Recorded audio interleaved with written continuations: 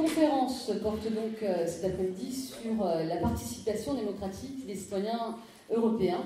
À quoi ressembleront ces citoyens de demain? Comment seront-ils et comment pouvons-nous les impliquer dans la démocratie européenne?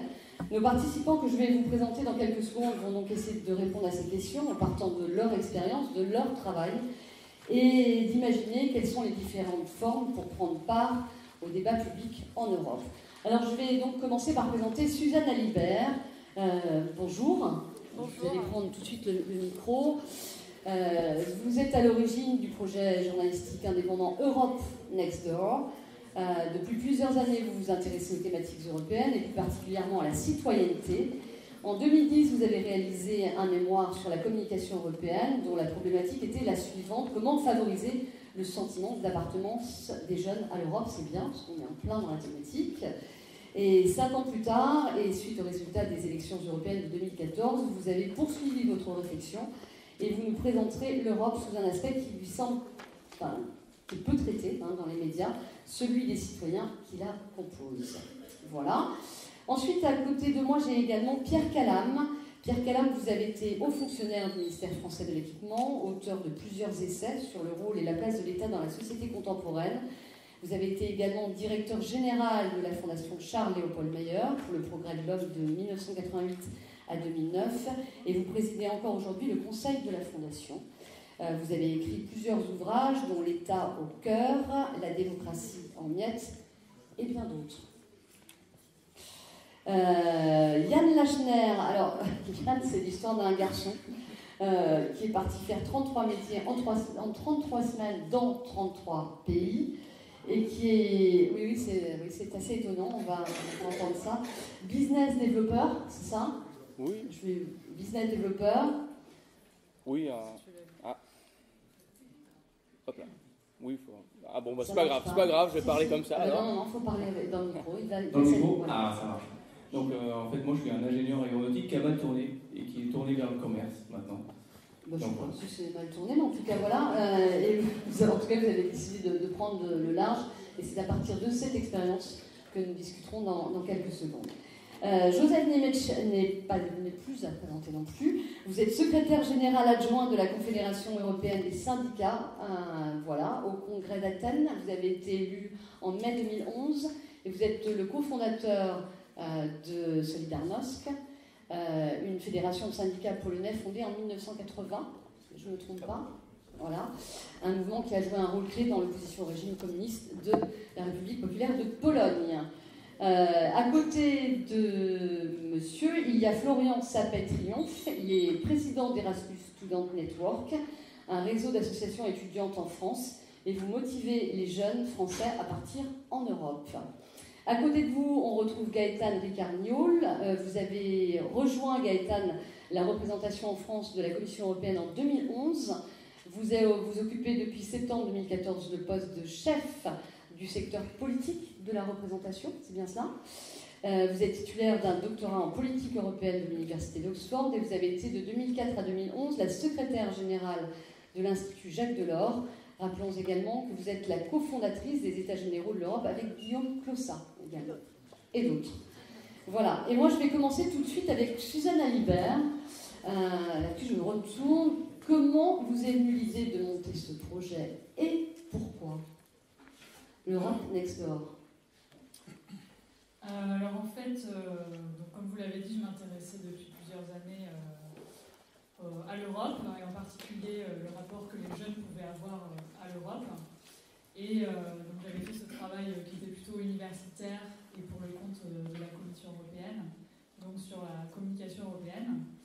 Et ça m'avait beaucoup intéressée, parce qu'à la base, je n'étais pas forcément intéressée par cette idée d'Europe. Et j'ai toujours eu envie de faire quelque chose par rapport au volet citoyen. Donc je suis partie en 2015 faire un tour d'Europe, donc qui a duré 8 mois. Je suis allée dans 21 pays, donc 18 pays de l'Union européenne, plus 3 pays qui n'étaient pas dedans, qui étaient candidats. Et j'ai interrogé environ 300 jeunes. Donc mon idée, c'était pas d'interroger des jeunes au hasard comme ça dans la rue.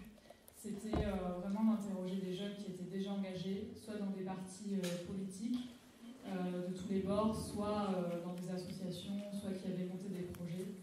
déjà pour qu'ils nous donnent un peu le pouls de leur pays et du rapport des jeunes de leur pays à l'Europe, mais aussi pour qu'ils nous montrent pourquoi ils s'étaient engagés, qu'est-ce qui les motivait et quelles étaient leurs envies pour l'avenir de l'Europe et aussi de la politique de leur pays. Et voilà, mes deux motivations c'était ça, c'était de voir comment les jeunes vivaient dans les autres pays et puis qu'est-ce qui les animait dans cet engagement par rapport à l'Europe. Alors qu'est-ce qu'on peut dire là-dessus? Qu'est-ce qui découle justement de ce projet? Qu'est-ce qui les intéresse? En fait, le constat global que j'en ai fait, c'est que l'Europe c'est immense, que les pays sont vraiment différents. Enfin, moi je passais à peu près 10 jours, 2 semaines dans chaque pays, et à chaque fois que je changeais de pays, j'avais l'impression de changer de culture et voilà, de me réadapter parfois à de nouvelles horaires, à un autre climat, et voilà, même quand c'était des pays très proches. Donc évidemment, quand la culture est différente, c'est pas forcément facile de trouver des éléments communs. Mais d'un autre côté, j'ai aussi rencontré des personnes qui n'étaient pas forcément européennes, et j'ai trouvé que voilà, il y avait quand même plus de différences que quand je rencontrais les Européens. Donc il y a bien quelque chose qui nous lie, mais en effet, il y a des différences énormes entre les pays. Et enfin, voilà, ça se situe à plein de niveaux. Et c'est pour ça que la construction européenne est quand même difficile aujourd'hui. Il faut le reconnaître. Mais je pense que les jeunes adhèrent beaucoup au projet d'origine de l'Europe, aux valeurs de l'Europe, et que la façon dont ça se fait aujourd'hui ne correspond pas forcément à leurs attentes. C'est les grandes conclusions que je peux en tirer, mais voilà. Qu'est-ce qu'ils attendent? Est-ce qu'on peut expliquer un petit peu ce qu'ils attendent? Ils attendent de quoi? De prendre part au processus de décision? Ils attendent un autre projet, d'aller plus loin dans le projet européen? Qu'est-ce qu'ils attendent de ce projet européen? Ce qu'ils en attendent, c'est... souvent, l'expression qui revient, c'est une Europe plus sociale. Donc moi, je les interrogeais sur cette expression. Qu'est-ce que ça veut dire, une Europe plus sociale? Et je pense qu'au fond, ça veut dire une Europe moins élitiste, parce que même s'il y a beaucoup plus de jeunes qui font Erasmus aujourd'hui, ça reste quand même une minorité. C'est pas accessible à tout le monde. Enfin, il ne faut pas non plus exagérer. Et voilà, ça reste quand même... une élite, et voilà, l'idée ce serait que l'Europe soit accessible à plus de jeunes, qui ne soient pas urbains forcément, qui habitent dans d'autres lieux. Et voilà, c'était souvent en fait cette idée d'Europe sociale qui revenait, et derrière ça une idée d'accessibilité en fait. Et l'autre chose, c'est que ça fait aussi partie de l'accessibilité, c'est que l'Union européenne, c'est quand même un sujet complexe. Enfin, je dois dire que moi-même qui m'intéresse à ces questions, je suis loin d'avoir compris tout le fonctionnement des institutions et de l'Union européenne. Et même des jeunes qui étaient en master d'études européennes me disaient c'est quand même compliqué. Donc peut-être un peu plus de simplicité sur sa compréhension. Et voilà. Yann, vous avez, comme votre voisine, beaucoup voyagé. Donc on va peut-être du coup passer à votre expérience. 33 pays, 33 semaines, j'ai du mal à croire. J'ai du mal à voir comment vous faites tout ça aussi rapidement.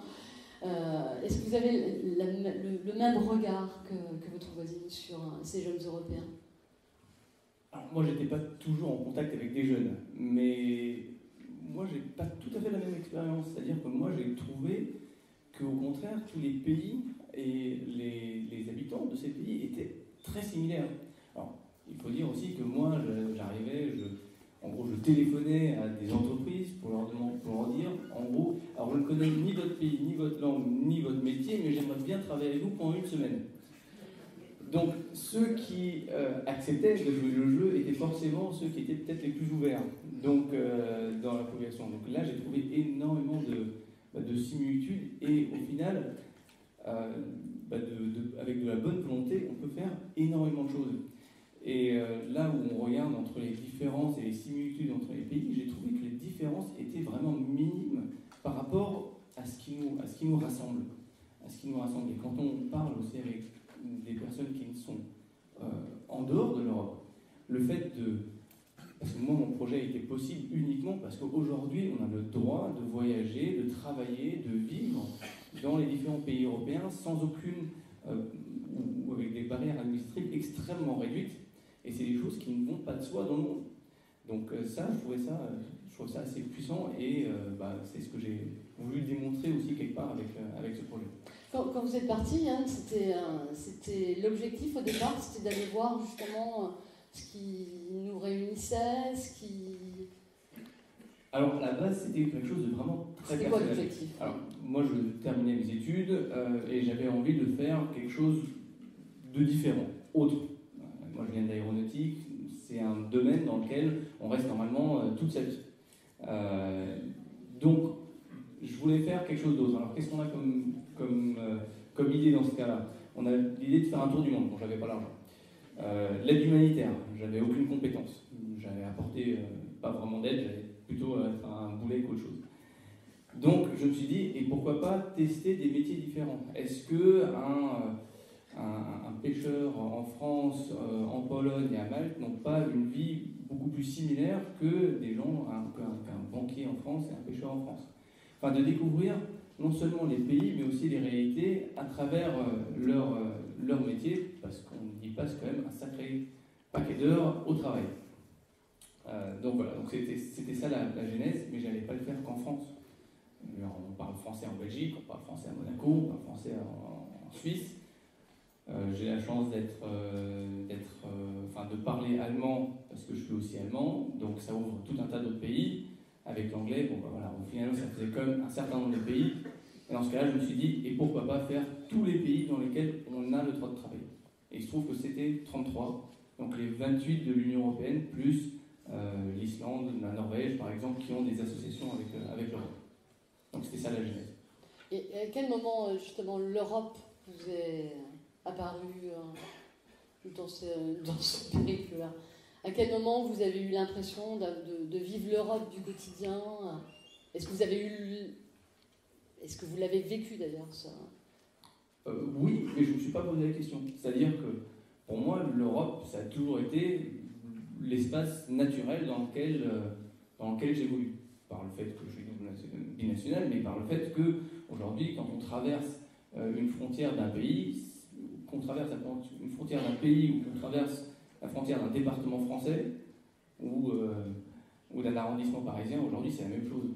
Pour moi en tout cas, c'est comme ça que je le vis. Alors il y a peut-être des panneaux publicitaires qui sont dans des langues différentes, mais au fond, il y a quand même énormément de similitudes et on retrouve ça. Donc pour moi c'était l'espace vraiment qui allait de soi. D'accord. Oui. Et dans vos rencontres, est-ce que vous avez senti dans certains pays un engagement un peu plus important ? Alors moi, j'étais pas avec des gens qui étaient de soi politisés.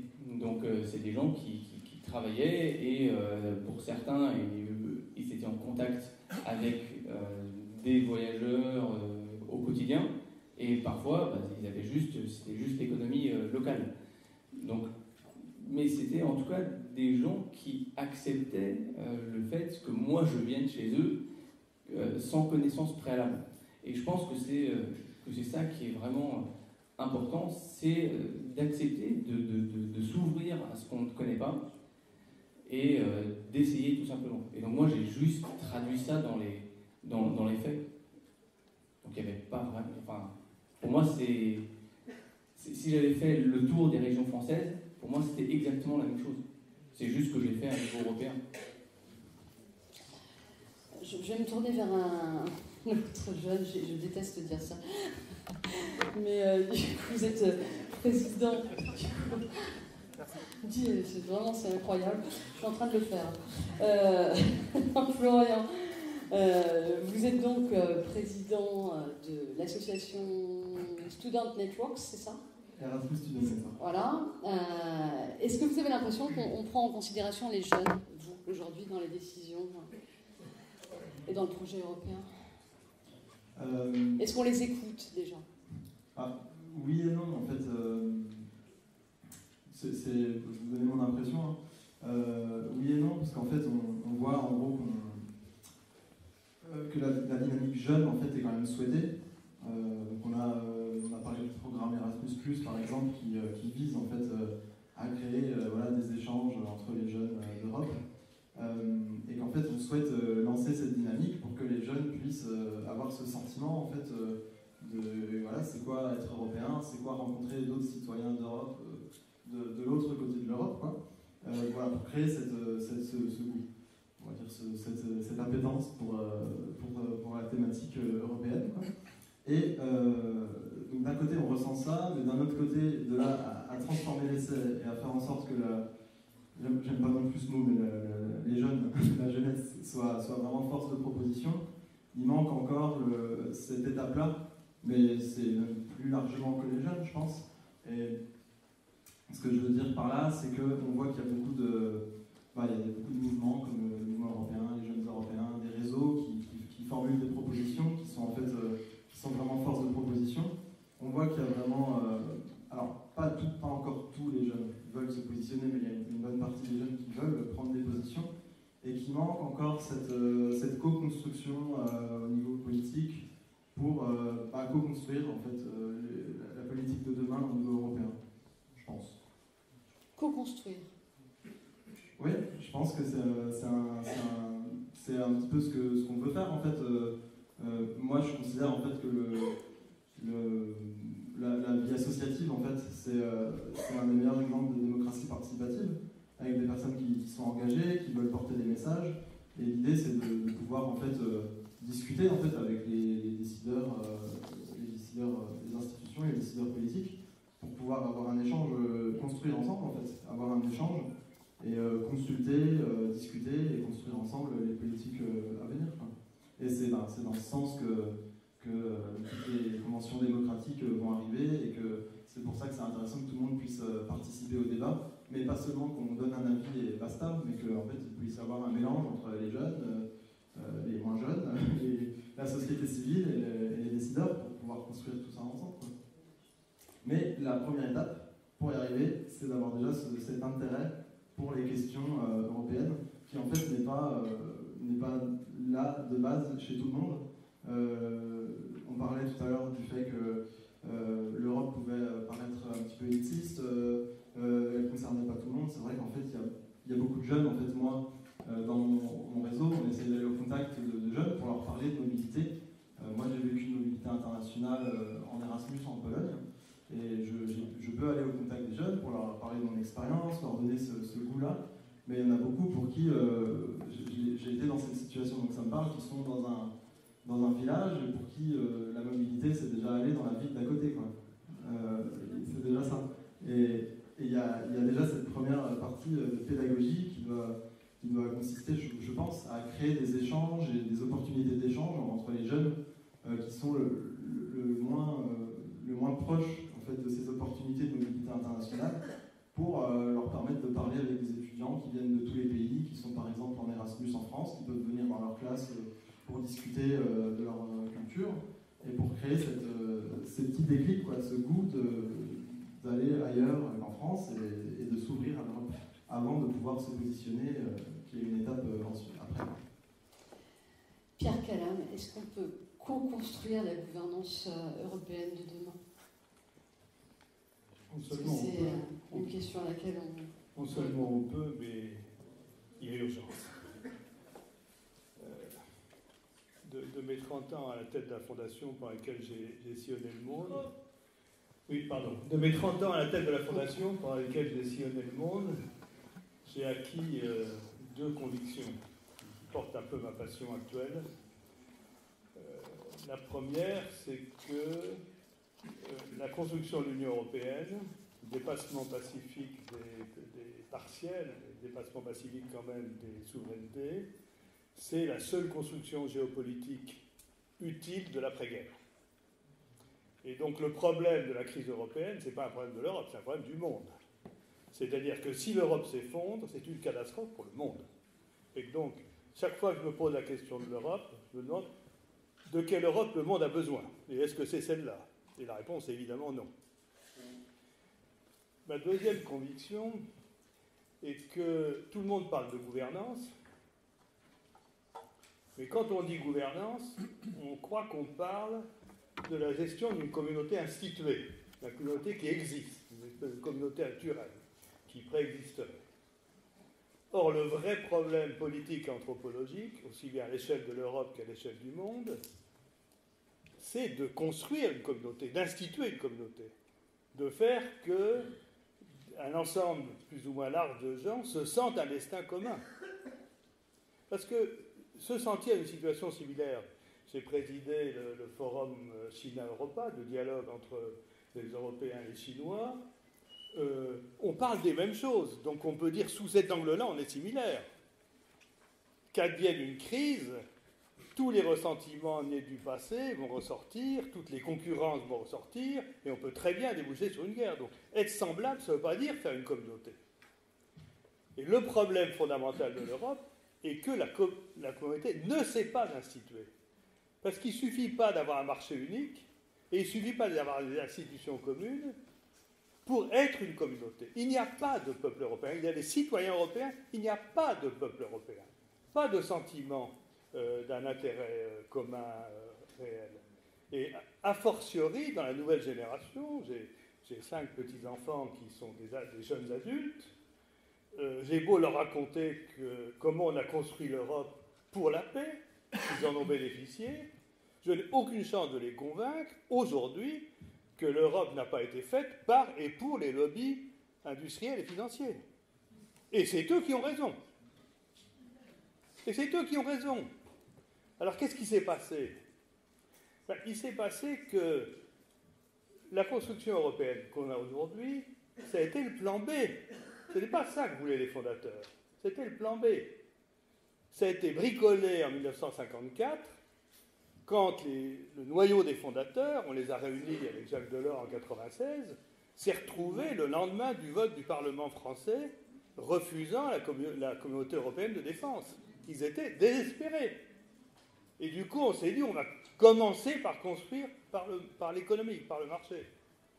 Ça s'est retourné complètement maintenant contre l'Europe.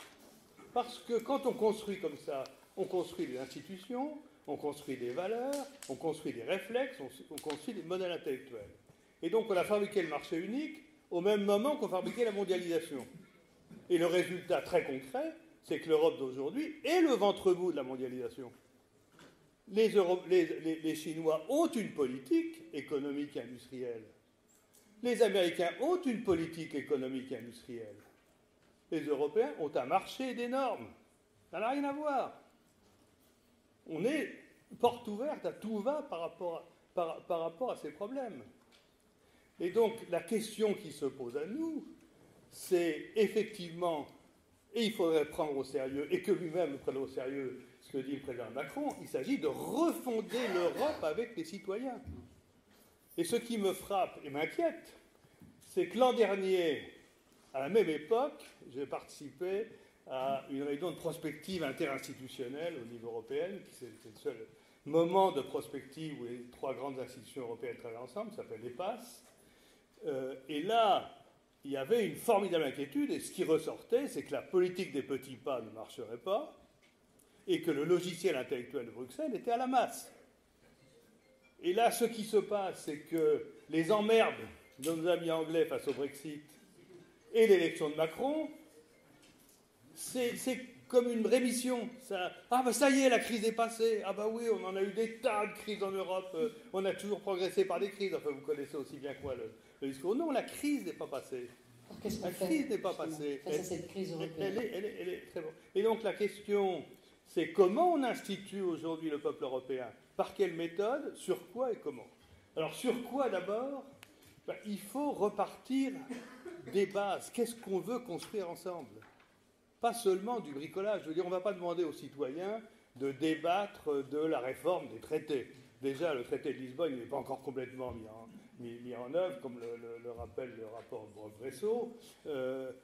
Donc, le problème n'est pas de rebricoler des institutions. On a passé son temps à débattre du nombre de députés allemands par rapport aux Français, de machin, de trucs. On s'en fout, les citoyens s'en foutent totalement. Mais totalement. Totalement. Par contre, sur quelles valeurs on est d'accord ? Quelle place on veut occuper dans la transition et la société durable? Comment on conçoit la mondialisation? Comment on conçoit le contrat social? Jérôme Vignon, un jour en Chine, racontait, on lui demandait en Chine, est-ce qu'il y a un modèle social européen? Parce qu'évidemment, tout le monde entend dire, bah oui, les anglo-saxons, les latins, les machins, etc. Et il disait, bah, j'ai beaucoup réfléchi à ça, et oui, il y a un modèle européen, c'est le contrat social. Contrat social, ça veut dire l'équilibre de droits et de responsabilités. Où est la réflexion sur les responsabilités en Europe? Il n'y en a pas. On ne construit pas une communauté sur des droits. Ça n'existe pas. Anthropologiquement, ça ne tient pas debout.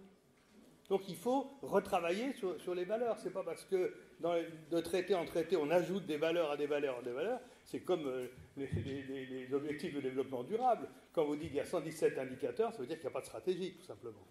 Donc il faut revenir à l'essentiel. Il faut permettre aux citoyens européens de débattre l'essentiel. Il faut leur permettre, et j'en viens au comment, il faut leur permettre de réfléchir ensemble.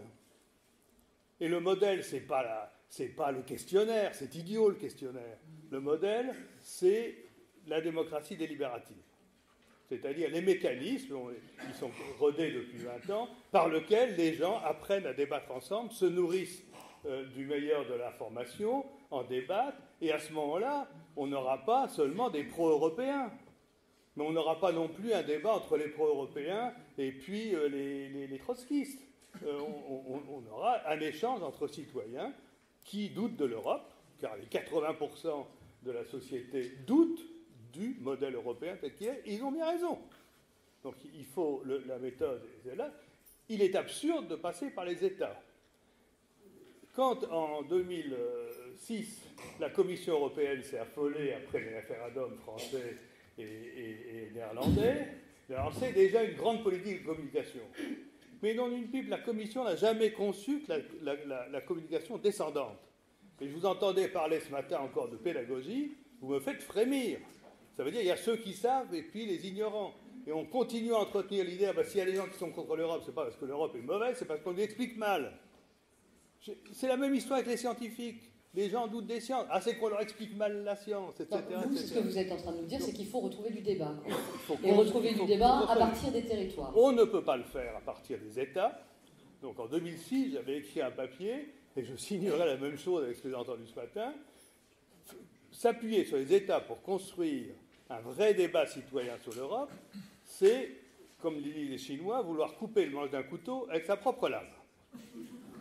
Ça n'a aucune chance de marcher. C'est couper le manche du couteau avec sa propre lame. Donc quelle est la bonne échelle? Et d'ailleurs, Luc van den Brande a présenté, l'ancien président du comité des régions, a présenté le 6 novembre à Bruxelles son rapport à Juncker sur la communication européenne. Il dit au fond exactement la même chose que moi. Il faut s'appuyer sur les régions et sur les villes. C'est le niveau naturel ou organisé du débat citoyen. Là, vous parlez du nouveau rapport qui est sorti de Luc van den Brande. Oui, voilà. En tant que conseiller spécial sur la communication. Il dit assez. Un rapport qui est sorti en octobre. Voilà. Luc van den Brande, qui fait des recommandations à Jean-Claude Juncker sur comment parler aux citoyens européens. Donc, il faudrait commencer par dire comment donner la parole aux citoyens sur l'Europe. Arrêtons la communication descendante, s'il vous plaît. Il faut permettre aux gens de réfléchir ensemble sur l'Europe. Il faut s'appuyer sur les régions et les villes. La feuille de route de Juncker ne dit pas non plus autre chose. Il ne faut pas s'appuyer sur les États. Les États ne savent rien de la démocratie délibérative. Beaucoup de régions ont une pratique, savent comment on organise un débat citoyen, et d'où notre proposition qui est de faire un processus instituant citoyen, et chaque mot compte, à mon avis, instituant parce qu'il s'agit d'inventer le peuple européen qui n'existe pas.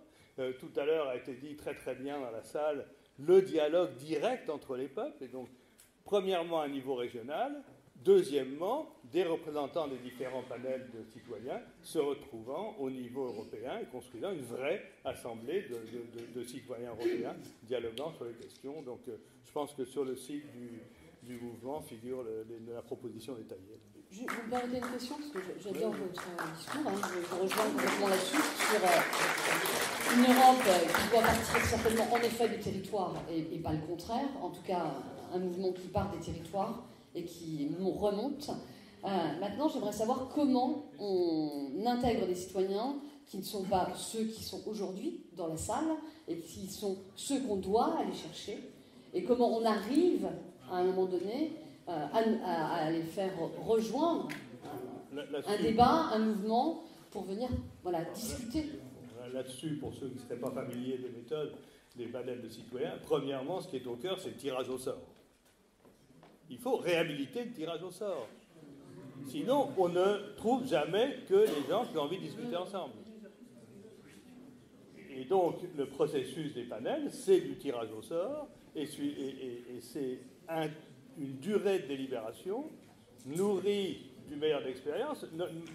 Ma petite fondation, si vous voulez, a organisé un prototype de ça il y a déjà 10 ans, avec cette méthode à 2 niveaux, sur l'avenir des espaces ruraux.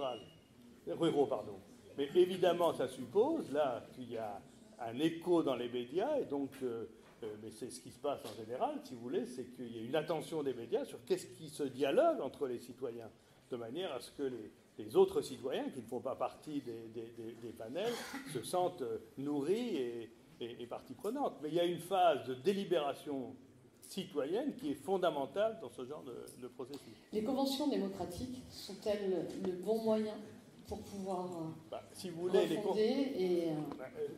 moi, ce que j'appelle convention démocratique, ce que je mets sous ce mot, et l'Élysée le sait très bien d'ailleurs, c'est ce que je raconte. C'est ça pour moi des conventions démocratiques.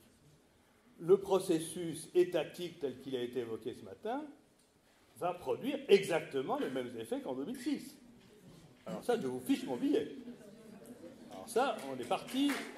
Faire ça avec les préfets, bravo, de la démocratie délibérative avec les préfets, chapeau, fallait l'inventer. Fallait le trouver, vraiment.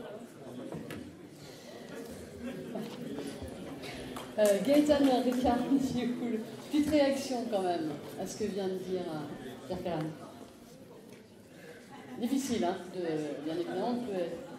Je suis d'accord avec certaines choses. Je me méfie un petit peu de... Je suis d'accord qu'il y a un problème de création de communauté et de sentiment d'appartenance dans l'Union européenne.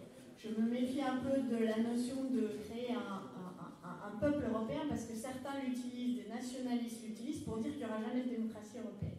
Et moi, je ne crois pas. Je crois que la démocratie européenne est fondée sur l'unité et la diversité.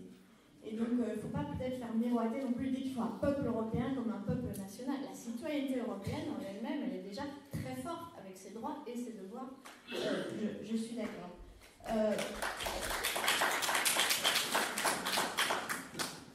Peut-être là où je différerais un petit peu, c'est aussi sur le diagnostic qui est un petit peu sévère par rapport à ce qui se fait aujourd'hui quand même. Et je voudrais quand même rappeler les pas de géant qu'on a fait en termes de démocratisation du système actuel de l'Union européenne. D'abord, révolution très peu, à mon avis, comprise par les citoyens malheureusement, mais assez impressionnante en matière de démocratie représentative si vous regardez aujourd'hui ce qu'est le Parlement européen par rapport à ce qu'il était à la naissance de la construction européenne. Il y a encore des choses à améliorer, mais aujourd'hui c'est un co-législateur quasiment à part entière, donc la légitimité issue des citoyens est aujourd'hui pratiquement sur le même pied que la légitimité qui est issue des États, puisqu'il y a cette double légitimité dans l'Union européenne, il ne faut pas le nier, c'est prévu par les traités, double légitimité État-citoyen. La légitimité des citoyens, à mon avis, pourrait être améliorée dans le domaine de la démocratie représentative en faisant au moins 3 choses. La première, c'est véritablement mettre ces 2 chambres législatives sur un pied d'égalité. Qu'est-ce qui pose problème encore aujourd'hui? C'est le fait que le Conseil des ministres vote à l'unanimité encore sur certains sujets et pas le Parlement européen, donc il faut la majorité partout. Et deuxièmement, il faut que le Conseil des ministres agisse avec beaucoup plus de transparence. Si c'est une chambre législative, d'ailleurs c'est prévu dans les traités que quand il travaille, quand il fait son travail législatif, il doit le faire en public. Vous pouvez, en tant que citoyen, normalement aller écouter les délibérations du Conseil quand il fait son travail législatif. Troisième chose qui permettrait d'améliorer aussi la démocratie représentative, c'est le système du Spitzenkandidaten, comme on appelle ça, c'est-à-dire le fait que les grandes familles politiques européennes présentent un candidat à la présidence de la Commission européenne et fassent campagne autour de ce candidat pour donner à l'élection construction européenne un véritable enjeu. Ça a été fait en 2014, mais honnêtement de manière assez discrète. Donc il faut absolument que les partis européens, ou d'autres mouvements d'ailleurs, parce que rien ne dit dans les traités que c'est les partis européens qui doivent présenter un candidat. Si vous voulez le mouvement européen présenter votre candidat, je crois que vous pouvez. Il faut anticiper ça et très tôt qu'il y ait une campagne autour de ces candidats pour que les gens comprennent que leur vote a du sens. Parce que le problème majeur que montrent les enquêtes, c'est que les citoyens ont le sentiment, c'est ça qui les réunit tous, il y a quelque chose qui réunit tous les citoyens européens, c'est que leur voix n'est pas assez entendue. Donc il faut leur expliquer à quoi ça sert leur vote et qu'ils comprennent quel est l'enjeu. Ça, c'est sur la démocratie représentative. J'aurais beaucoup à dire aussi sur le fait que les démocraties au niveau national et européen doivent beaucoup plus s'irriguer mutuellement que ces deux sphères qui évoluent trop séparément, mais je ne vais pas m'attarder là-dessus. Je voudrais revenir sur le volet démocratie participative. C'est un peu dur quand même de donner l'impression que les institutions européennes sont toujours dans la communication descendante, qu'elles n'ont rien compris, etc. Je rappelle quand même qu'il y a des articles aujourd'hui dans les traités qui parlent de démocratie représentative et qu'à certains égards, la Commission européenne a été pionnière par rapport à certains États. Il faut quand même le rappeler. Aujourd'hui, il y a toute une série de dispositifs qui sont prévus. Il y a le niveau, je dirais, le moins contraignant, qui sont les consultations en amont des législations, qui sont quand même maintenant systématiques. Voilà, avant que la Commission propose une législation, on est tenu de consulter, avec la visibilité. Ça n'a pas assez de visibilité, c'est pas assez connu, mais ça existe, c'est évidemment pas contraignant. Après, vous avez un niveau qui est beaucoup plus contraignant, qui est l'initiative citoyenne, qui a ses défauts, qui a ses faiblesses, qui a mis du temps à se mettre en place, mais ça commence à marcher. Donnez du temps aux choses aussi. Laissez le temps aux choses de s'installer, d'être connus, de fonctionner. C'est donc 1 million de citoyens issus de cet État membre qui peuvent faire une demande à la Commission. Elle est tenue de répondre et elle a déjà agi et elle a déjà, sur base d'initiatives citoyennes, proposé des choses. Donc, essayons aussi de maximiser les outils existants. Entre les deux, entre, je dirais, le moins contraignant et le plus contraignant, il existe effectivement toute une série de formes de délibération citoyenne. Et vous avez raison, la Commission, au lendemain des référendums, des référendums français surtout à l'époque, avait lancé un grand plan D pour démocratie, dialogue, dans lequel elle a testé à l'échelle européenne des techniques de démocratie participative et l'Institut Jacques Delors dont je m'occupais à l'époque avait lancé le premier sondage délibératif transnational dans ce cadre et effectivement il existe toute une série de formats, des conférences de consensus, des sondages délibératifs qui varient assez bien dans leur format mais qui ont en commun de créer une délibération effectivement citoyenne, c'est-à-dire une forme d'appropriation par le citoyen du débat public. Et donc un peu de bottom-up plutôt que du top-down. Ça, c'est le point. Il y a 3 éléments, je pense, qui les différencient et sur lesquels il faut être vigilant si on veut effectivement réfléchir à lancer ce genre d'exercice, par exemple à travers les conventions démocratiques, mais aussi à travers les dialogues citoyens que la Commission européenne mène depuis 2013, avec différents formats, et on peut critiquer certaines choses, mais en tout cas, on essaye d'établir des méthodologies qui permettent d'aller un peu au-delà des initiés et justement de parler directement avec les gens sur le terrain, de les écouter. Trois choses, donc. Le mode de recrutement est important, vous l'avez évoqué, vous parlez du tirage au sort comme étant une des formules. Oui, pourquoi pas. Ce qui compte, évidemment, c'est de réfléchir à qui on veut faire parler, et pas toujours les mêmes, et pas toujours les initiés, ça c'est évident. La deuxième chose qui est importante dans ce type d'exercice de démocratie participative, c'est qu'est-ce qu'on a comme attente par rapport à ça, et comment on l'exprime cette attente, parce que soit on est intéressé essentiellement par le processus, et je ne serais pas aussi dure avec vous de dire il faut que ce soit constituant, instituant pour que ça ait de la valeur. Il y a parfois un processus de participation et de délibération qui a des vertus d'apprentissage, apprentissage de la citoyenneté européenne active, apprentissage du dialogue avec les autres, sans nécessairement à ce que ça amène un impact sur la décision européenne, mais qui est quand même intéressant. Si on veut effectivement que ça ait un vrai impact sur la politique européenne et la décision, là, il faut prévoir la manière dont on va organiser ça. Et là, je suis d'accord que c'est un enjeu pour les conventions démocratiques et pour les dialogues citoyens, c'est de dire qu'est-ce qu'on fait avec la parole citoyenne. Oui, parce que généralement, enfin, c'est quand même ce qui remonte des territoires, c'est que fait-on de ces paroles qu'on leur demande d'avoir la plupart du temps. C'est-à-dire que la démocratie participative aujourd'hui, on entend beaucoup parler, à partir du local, notamment, si on prend les villes, elles le mettent en place de plus en plus régulièrement. Mais que fait-on de cette parole-là? Et donc, il faut être clair là-dessus, c'est-à-dire soit on est simplement dans un processus de délibération et on fait un compte-rendu qui va être amené aux décideurs européens qui les inspireront ou pas, soit on veut effectivement que ça ait de l'impact. À ce moment-là, il faut prévoir le mécanisme par lequel cette parole est remontée aux personnes qui devront être décisionnaires plus tard. Et donc, à mon avis, s'il y a un rôle, puisque j'ai l'impression que c'est à ça que vous réfléchissez en tant que mouvement européen, c'est comment vous pouvez contribuer à ce débat citoyen et aux conventions démocratiques et toutes ces méthodes de dialogue citoyen de la Commission aussi.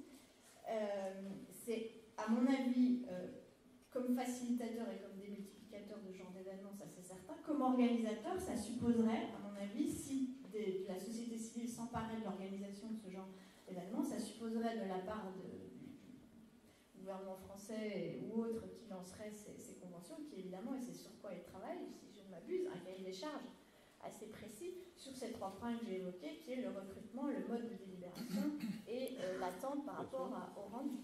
Donc au moins sur ces 3 aspects-là, et c'est là-dessus peut-être que vous pouvez contribuer aussi dans la réflexion, c'est comment vous voyez ces 3 aspects-là de cet échange citoyen et de démocratie participative. Ça, je pense que ce serait une contribution utile, j'imagine, c'est de ça que vous avez parlé ce matin. Je pense qu'il faut ne pas simplement s'arrêter aux conventions démocratiques. Enfin, voilà, je pense qu'il y a aussi aller plus loin que les conventions démocratiques.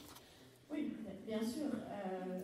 Elles ne sont peut-être que le début, en effet, d'une réflexion, comment à un moment donné faire participer ces citoyens au projet européen, mais au-delà des conventions démocratiques, je pense qu'on peut s'arrêter seulement à ça. Je pense que je fais partie de ceux qui pensent que la démocratie participative est un outil maintenant absolument indissociable du bon fonctionnement de la démocratie participative. C'est-à-dire que c'est complémentaire, ce n'est pas un substitut, parce que certains ont peur de ça parfois en disant mais les questions qu'on pourrait se poser, c'est pourquoi les gens n'ont-ils pas le droit de prendre la parole d'ailleurs? Ce serait intéressant de pouvoir y répondre également. C'est complémentaire et il faut trouver les voies et les moyens pour que ça se passe de manière suffisamment rigoureuse et suffisamment honnête aussi vis-à-vis des citoyens qui y participent. Attention que pour être rigoureux et faire ça convenablement, en général, c'est assez budgétivore. C'est une forme de démocratie qui est budgétivore, donc il faut aussi se rendre compte qu'il faut mettre les moyens pour faire les choses convenablement. Et c'est toujours un peu là-dessus qu'on bute, très souvent, c'est qu'on a envie de faire ça, mais qu'on n'a pas assez de moyens, et donc que finalement, on balaie un certain nombre de principes assez importants, et certaines parties de la méthodologie qui pourtant sont essentielles pour que tout ça ait du sens. Joseph, la crise, est-ce que c'est un défi ?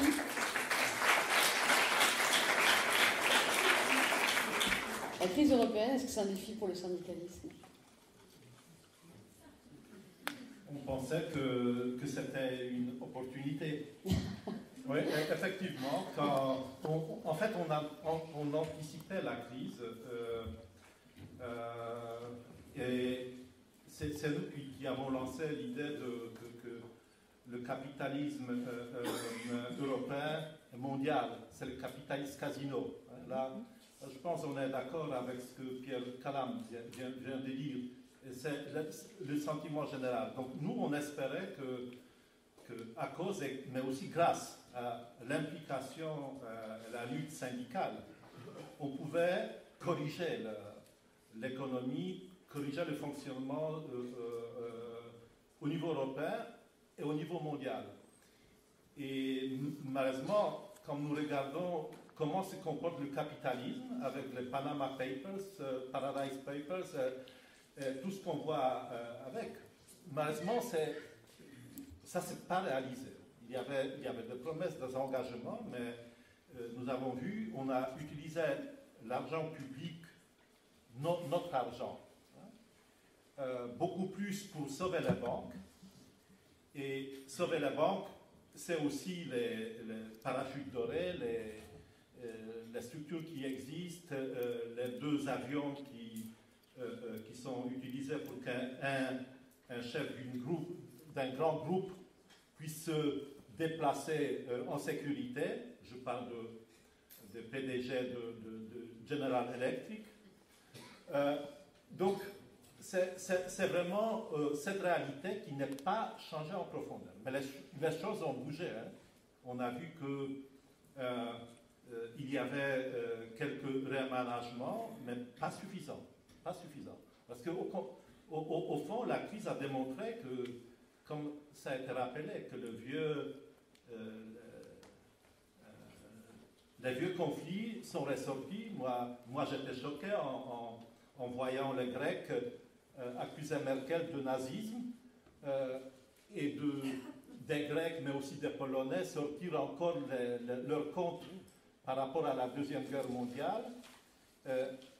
C'est très malheureux. Mais malheureusement, la façon dont l'Europe a essayé de combattre la crise a prêté à ce type de... Il n'y avait pas de vraie solidarité. Tandis qu'on savait comment il fallait agir. Il fallait agir au niveau européen comme on le fait au niveau national. Quand il y a une crise qui touche une région, c'est les ressources de toute la nation, même aussi au-delà de la nation, de l'État, qui sont mobilisés pour être au secours d'eux. Et ce n'était pas le cas du tout. Et nous, on sait très bien que c'est aussi dans le domaine où nous sommes engagés, et nous sommes un peu responsables aussi, ça je dois avouer, en tant que syndicaliste, parce que ça passe aussi par la façon dont on se fait concurrence entre Européens dans le même marché unique.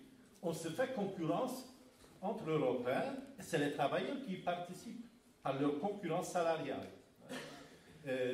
Parce qu'en fait, la prospérité de l'Allemagne, ce n'est pas uniquement son niveau de technologie, de l'innovation, d'organisation du travail, parce que ça existe.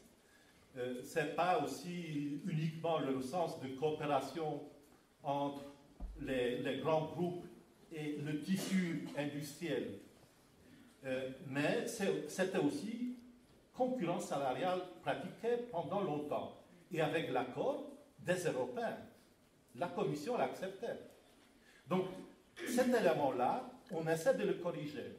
La Commission a fait des petites avancées pour essayer de corriger cette concurrence, mais là où nous sommes responsables comme syndicalistes, on a toujours considéré que la détermination des salaires, c'est les compétences nationales.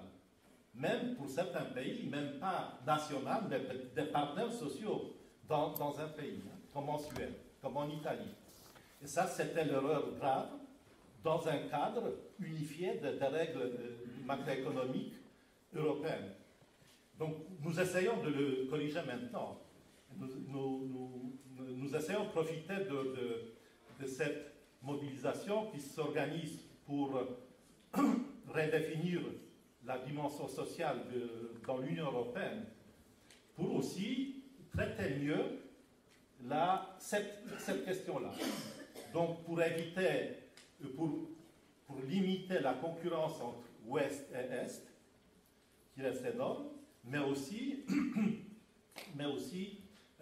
d'essayer d'aider par notre démarche les pays du Sud, dans ce cas-là, la France fait partie, qui sont toujours sous pression pour limiter leurs salaires, qui sont considérés pour la France comme trop élevés par rapport au reste. Donc nous essayons de faire partie de ça. Mais moi je considère que la crise, ça donne des opportunités. C'est mon expérience. Je dois vous dire, moi j'étais pour être correct, un de 10 millions de travailleurs. À l'époque, j'étais jeune. Maintenant, je suis moins jeune. Et nous avons corrigé la politique polonaise. Nous nous sommes organisés pour pousser, pour obliger le système de changer. Donc, je sais que c'est possible. On peut le faire. Mais il faut vraiment être confronté à des difficultés énormes. Peut-être le problème de la crise de la crise en Europe, elle n'était pas profonde jusqu'au point à vraiment faire bouger les lignes suffisamment. Donc on a colmaté un peu les trous et ce n'est pas encore la vraie réponse. Je sais, c'était à côté de nous. Avant-hier, j'étais de retour de Kiev, j'étais en Ukraine. Là, j'ai parlé avec ce jeune travailleurs, mais aussi les représentants de pas mal des ONG. Eux aussi, ils ont changé la donne.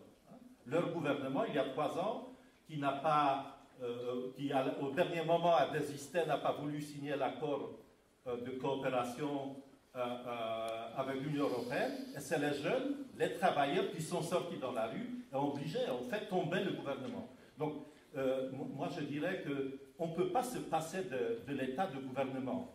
C'est la réalité des choses. Mais il faut s'organiser, utiliser tous les moyens. Les débats, c'est extraordinaire, mais il faut avoir l'idée que faire avec les résultats de ces débats. Et pour moi, c'est clair, il faut avoir un projet politique. Il faut avoir des structures, des idées, des leaders. Dans mon cas, dans notre cas polonais, c'était le syndicat Solidarność que nous avons créé ensemble qui a porté cette responsabilité. Elle était très lourde. Nous avons payé un prix très élevé, en perdant les nombres de membres, en se divisant, mais je ne regrette pas. Ça valait le coup. Donc, je voudrais dire, il faut quand même un projet qui pourrait utiliser ce résultat. Donc, je considère que si on a le temps, ce débat-là est très important. Notre faiblesse, c'était la faiblesse aussi des Ukrainiens il y a 3 ans, c'est que derrière, il n'y avait pas d'idée claire quoi faire et comment faire. C'est après que nous avons essayé de le construire. Donc, s'il y a de la chance en France, et puis dans d'autres pays, ça aussi un défi, peut-être à discuter après, mais un défi, comment le faire aussi avec d'autres pays qui ne sont pas tellement entraînés. Quand j'ai discuté avec les Suédois, ils ne sont pas trop demandeurs de ce type de démarche. En fait, ils s'accommodent assez bien dans ce marché commun, dans ces règles sur le commerce mondial. Ils vivent assez bien. Ils considèrent qu'on peut vivre bien si on gère bien les affaires au niveau national sur le plan social, et on se trouve une place dans le commerce mondial et dans les institutions européennes.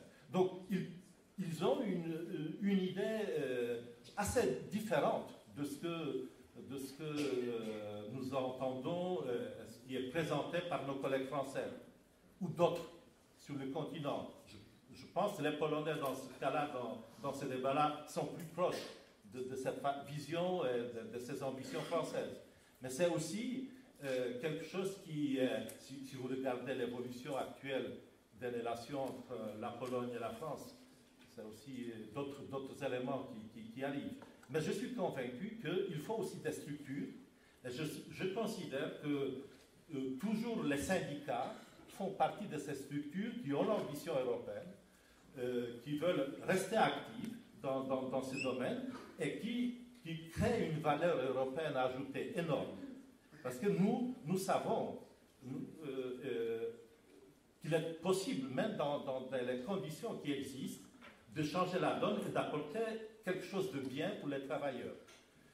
Nous, on est encore loin dans les choses qui sont élémentaires pour les Européens, pour les jeunes, les personnes plus âgées, d'avoir le travail rémunérateur qui leur permet de vivre dignement. Et là on doit encore faire beaucoup, mais il y a d'autres éléments qui sont plus difficiles avec l'évolution des technologies, accéder à soins de qualité, soins de santé, soins de longue durée. C'est vraiment un énorme chantier devant nous. Mais je suis convaincu que nous pouvons y arriver, et même à ce niveau de répartition des pouvoirs au niveau européen, c'est possible si nous nous mobilisons suffisamment. Moi, j'étais responsable, et j'en termine, pour pour notre rôle dans la détermination des règles sur le marché du service. Quand la directive, qui était plus connue comme Bolkestein, donc du nom du commissaire, nous avons aimé, les syndicalistes ont aimé parce que c'était facile à dire Frankenstein dans les manifs. Bon. Je n'ai pas apprécié le nom, mais notre rôle était déterminant pour pousser le Parlement européen. Et c'est là où le Parlement s'est créé vraiment un poids dans les décisions. Parce que le Parlement européen, pour la première fois, a profondément modifié. La Commission a fait un pas en arrière, a accepté les modifications en profondeur, mais c'était grâce aux luttes syndicales, aux mobilisations des travailleurs. Donc il faut se mobiliser. Débat ne suffit pas, il faut se mobiliser. Je pense que nous pouvons toujours encore être une partie de cette mobilisation. Je voudrais qu'il y ait beaucoup plus de jeunes avec nous, parce que le syndicalisme devient de plus en plus moins jeune.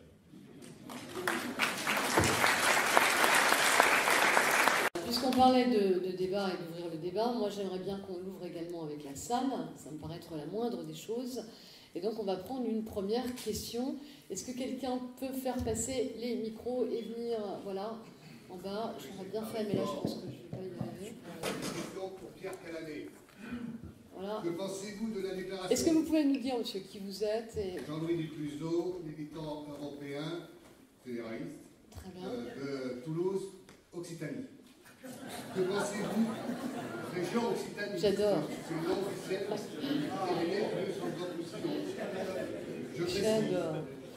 Que pensez-vous de la déclaration de Jean-Claude Juncker, qui est un vieux militant, que j'ai croisé beaucoup en tant que militant, de l'Europe fédérale, et donc du fédéralisme européen, que de gens le soulignent, disant à propos du débat actuel entre la Catalogne et l'Espagne: je ne peux pas présider une Europe constituée de 70 ou 90 régions.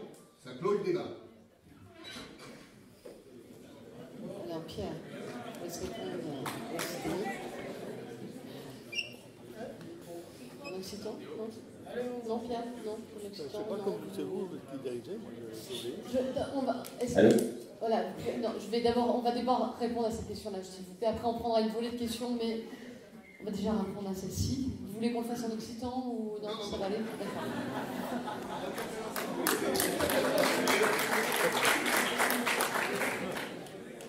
Alors, Georges Bertoin, certains d'entre vous avaient peut-être connu, qui a présidé le mouvement européen, c'est un ami,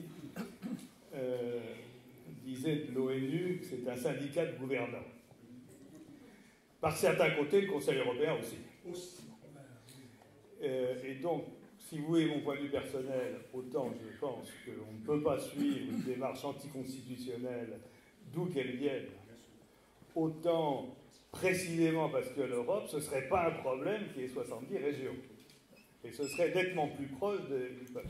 Le gros problème, c'est que c'est les États, c'est comme la démocratie représentative, c'est les États qui sont en crise. Les États ont été les acteurs dominants du 19e et du 20e siècle, ce ne sera pas les acteurs dominants d'un système interdépendant au 21e siècle. Je suis absolument catégorique là-dessus, je peux vous envoyer des papiers si vous voulez, je suis absolument catégorique. Et effectivement, il n'y a pas un problème majeur à faire fonctionner une Europe à 70 régions. Quand la Tchéquie et la Slovaquie se sont séparées, ce n'est pas un drame. Et je dirais, en sens inverse, c'est parce qu'il y a eu l'Europe qu'on a pu intégrer la Slovénie sans drame. Et après, effectivement, un certain nombre de gens disent qu'il y a 2 poids et 2 mesures. C'est pas faux. On a aidé à l'éclatement de la Yougoslavie de manière évidente. Donc, il n'y a aucun problème à faire fonctionner. Par contre, si vous me demandez est-ce que je trouve que c'est bien que des gens fassent une déclaration, non, c'est bien, c'est mal. Ça, pour moi, je crois que la Constitution, c'est quelque chose d'essentiel. Mais par contre, une Europe des régions fonctionnerait bien. On va prendre une deuxième question. Ce que je trouve charmant, c'est que ça vient de Juncker, qui représente 300 000 habitants. Enfin, vraiment, c'est amusant. Et la Catalogne, 12 millions ou 7 millions. Je sais plus, Deuxième question, monsieur. On est dans la poésie, là, on n'est plus dans la politique. Oui, allez-y. Bon, c'est plus une interpellation qu'une question, mais qui va susciter des réactions. Gaëtan, tu parlais du Parlement européen à juste titre en disant qu'il avait accru sa légitimité, mais pourtant, depuis 1979, le taux d'abstention à cette élection n'a cessé d'augmenter. Et par-dessus le marché, ceux qui vont voter ont porté des forces hostiles à la construction européenne comme jamais en 2014. Ça veut bien dire que les citoyens européens ne se reconnaissent pas totalement dans cette agora. Parlement qui n'est pas un parlement au sens plein du terme d'ailleurs, parce que si c'était le cas, ils voteraient l'impôt. Est-ce que les citoyens européens sont prêts à accepter que les impôts soient votés au niveau européen? Tu parlais de la transparence du Conseil. Oui, il y a transparence au niveau des ministres, mais tu sais très bien que l'essentiel de la décision se situe au niveau infra des ambassadeurs et des hauts fonctionnaires. Donc la transparence au niveau du Conseil, elle est toute relative. Les conventions, la grande crainte, et ça a été évoqué ce matin, c'est que ces conventions soient un défouloir. Et en même temps, c'est un passage indispensable. Quand on a fait les premières expériences de débat participatif, on a mesuré à quel point c'était important pour les gens de pouvoir s'exprimer. Et quand, dans la restitution, on reprenait par-dessus certaines des propositions qu'ils avaient faites, on sentait une forme de reconnaissance. Et donc, si j'avais un conseil au mode de fonctionnement de ces conventions, c'est de n'accepter les interpellations des citoyens que dès lors que la critique qui doit être formulée est accompagnée d'une proposition constructive pour essayer de répondre à la critique qu'ils soulèvent eux-mêmes. Une dernière, monsieur, une dernière. Et juste, tout le monde puisse. Dernier point, le débat démocratique à l'échelle européenne, il n'existe pas non plus, parce qu'il n'existe pas dans nos médias, à commencer par les médias télévisés. Les médias français ont une obligation, je parle au journal de 20h ou de 13h, hein, pas des magazines qui sont ponctuels. Les chaînes de télévision, par exemple, ont des obligations de diffusion d'œuvres européennes. Voilà. C'est dans leur cahier des charges. On pourrait de la même façon, le CSA pourrait de la même façon, par le biais d'une directive européenne, imposer que nos médias nationaux affectent un temps, une partie du JT au sujet européen. Et on commencerait peut-être à avoir un début de conscience citoyenne. Attendez, pour que ça ne soit pas excluant, parce que j'imagine qu'en effet vous vous connaissiez, enfin vous vous connaissez tous les deux, mais ça serait bien de vous présenter les uns et les autres pour ne pas exclure les autres. Donc moi je ne sais pas qui vous êtes. Donc, et voilà. Philippe Béret du mouvement européen des Hauts-de-Seine. Très bien, merci beaucoup. Gaëtan va vous répondre. Et moi je reviendrai aussi sur l'essor des médias. On a marre un petit peu, je vais dire des choses.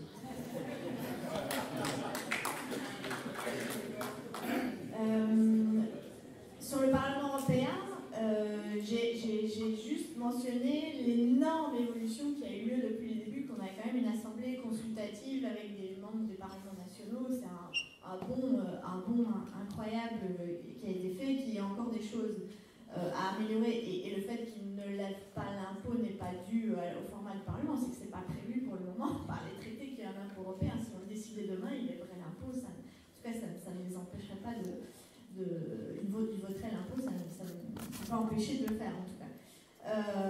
Oui, le Conseil, on sait, c'est une institution particulière parce que son origine est plutôt diplomatique et elle a encore dans ses instances préparatoires un comité des représentants permanents qui est en fait un comité d'ambassadeurs. Donc la culture de la démocratie est plus compliquée, mais à nouveau, ça va évoluer. Et c'est la pression des citoyens et le fait qu'ils demandent des comptes sur les délibérations publiques du Conseil qui va petit à petit peut-être changer la donne. Mais encore une fois, parce que parfois je trouve qu'il y a une ambiguïté par rapport à ça, la fonction du Conseil telle qu'elle est prévue par les traités, c'est de représenter les intérêts des États. Parce qu'il est prévu aussi dans les traités que l'Union est basée sur la double légitimité des États et des citoyens, donc de champs législatifs. Donc n'attendons pas nécessairement du Conseil le même fonctionnement exactement non plus que de la Chambre des citoyens. la comparaison est plus Bundesrat, Bundestag en Allemagne que la comparaison qu'on pourrait trouver entre le Congrès aux États-Unis, par exemple. Conventions qui doivent aboutir à des propositions, ben oui, évidemment, c'est ce que j'essayais de dire en disant qu'il faut que ce soit, qu'il y ait une organisation et que ce soit pensé pour que ça ait du sens à la fin et pour que ça amène à quelque chose et que ce ne soit pas juste un grand cri dans le vide. Et alors, il y avait, oui, sur le rôle des médias, Laurence pourra dire, oui, c'est un vieux débat, un peu aussi le serpent qui se mord la queue, des politiques qui ne parlent pas assez d'Europe, donc les médias qui n'en parlent pas, donc on n'en parle pas parce que ça n'intéresse pas les citoyens, et voilà, c'est la boucle. Voilà, et alors moi je vais être beaucoup plus claire que... Je n'ai pas besoin de micro, en plus je parle fort, et là on va bien m'entendre, parce que je ras le bol. Plutôt que d'attendre, mais réellement, arrêtez d'attendre que les médias parlent d'Europe, d'accord? Ça fait des années que j'arpente les réunions, les conférences, et vous demandez à chaque fois la même chose. Là, aujourd'hui, on se retrousse les manches. On est avec un groupe aujourd'hui de gens, parce que je vous rappelle que je suis Euradio Nantes, que je suis en train de préempter toutes les fréquences RNT, donc à partir des territoires, pour monter le premier média national, enfin le premier média européen sur le territoire national, à partir des territoires, avec les citoyens de ces territoires, parce que nos territoires sont des territoires de transition, et que c'est sur nos territoires que naissent justement ces transitions-là qui alimentent le projet européen. Donc à un moment donné, basta, venez plutôt et demandez à ce qu'on crée un média européen avec moi, plutôt que d'attendre que les médias nationaux parlent d'Europe. Ils ne parleront pas d'Europe. Ça fait plus de 50 ans que vous attendez ce débat. Donc on arrête, on le crée. Voilà, c'est bon. Enfin, je pense qu'il faut arrêter ça. Il faut vraiment arrêter. Et on a besoin, à un moment donné, de faire des médias qui parlent de nous, citoyens. Donc, moi, je rejoins Pierre là-dessus. Ça ne marchera pas autrement. Donc, c'est à partir de nos territoires. Et je vous rappelle que les médias qui sont les plus écoutés, quand même, sont sur vos bancs d'FM. Voilà, et ce sont des médias locaux également. Mais on les oublie, ceux-là. Voilà, fin du débat pour moi. On prend une autre question. Je suis trop mal à la tête.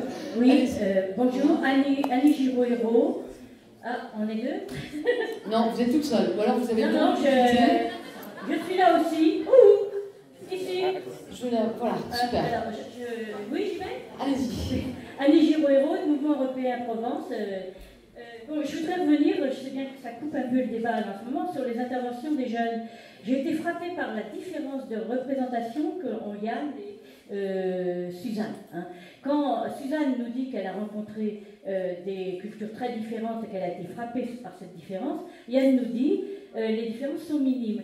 Mais en fait, ce qui est frappant, c'est que leur expérience n'est pas la même. Yann a circulé dans le milieu des entreprises, et plus dans un milieu d'entreprise, comme il nous l'a décrit, qui était ouvert, il faut le dire. Et là, il dit que les différences sont minimes. Mais au fond, est-ce qu'il ne nous dit pas simplement que les entreprises qui sont ouvertes, qui sont européanisées, et même qui sont mondialisées, leur culture tend à s'homogénéiser, d'une certaine façon. Quant à Suzanne, elle nous pose une question qui a été déjà posée hier, qui est une question fondamentale, qu'il y a très longtemps on appelait la majorité silencieuse. Les gens qui n'ont pas accès à la parole, quand on réussit à les toucher là où ils sont, là où ils vivent, dans leur espace de vie quotidienne. Exactement, là où ils aiment également, aller plus loin. Oui, mais vous avez raison. Et là, oui, on trouve des différences. Et quand on réussit à les faire s'exprimer, ces différences ressortent pleinement. Plus des attentes qui, effectivement, dans l'Union européenne, on voit bien le grand clivage. Tout ce qui est de l'ordre économique, ça a beaucoup progressé, mais énormément. Mais tout ce qui relève du social, il faut bien le dire, c'est lamentable. Et quand elle nous dit que les jeunes revendiquent que cette dimension-là soit mieux prise en compte, que la dimension protection, autrement dit, protection, soutien, parfois injonction auprès des puissants pour que leur point de vue soit pris en compte, cette dimension-là, elle est largement sous-estimée, et personnellement, je trouve que je partage ce point de vue. Merci Madame pour votre intervention. Une autre prise de parole, plutôt une autre question, et ça peut aussi... Voilà, là, peut-être faire le tour aussi de temps en temps. Oui, le Bardot, section des Hauts-de-Seine. Merci. Moi, je voudrais poser une question à M. Niemiec sur la révision de la directive sur les travailleurs détachés. Comment se fait-il qu'il n'y ait pas, j'ai jamais entendu une parole des syndicats européens, de l'association, de la Confédération des syndicats européens, sur ce projet de révision de la directive? Est-ce que c'est parce que les syndicats en Europe ont des positions extrêmement différentes là-dessus? On n'entend que les États et jamais les travailleurs sur cette question. Moi, j'aurais aimé savoir, et c'est peut-être aussi une des causes de la désaffection des citoyens européens, c'est que sur des grands problèmes comme ça, qui touchent absolument tout le monde, c'est quand même une des causes principales du Brexit, eh bien, finalement, il n'y a que les États et les porte-parole des États qui parlent, et on n'entend jamais les citoyens. Je voudrais dire aussi une autre chose, c'est que je crois, ça a été dit ce matin, c'est que l'Europe n'est pas visible. Et pour qu'elle soit visible, il faudrait qu'elle puisse s'incarner dans des grands corps européens, qui soient par exemple un corps de police des frontières européen, un corps de pompiers européens, un corps d'intervention de maintien de l'ordre européen. Il est scandaleux que ce soit les Américains qui assurent la sécurité du Kosovo, alors que c'est un territoire européen. Quand les Européens prendront-ils en main leur propre sécurité et leur propre destin? Et peut-être qu'à ce moment-là, la citoyenneté européenne pourra vouloir dire quelque chose.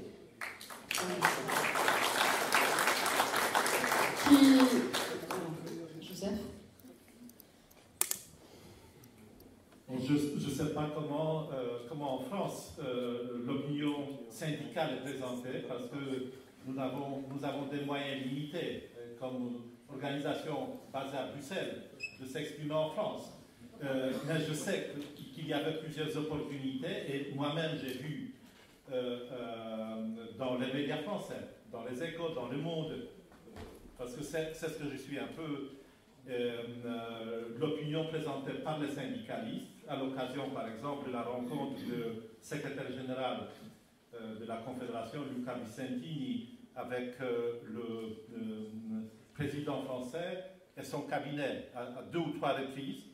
Je sais que cette parole est portée aussi par nos collègues syndicalistes, mais donc je ne vais pas disons, porter opinion sur de quelle manière les médias le présentent, mais cette opinion existe, on peut la trouver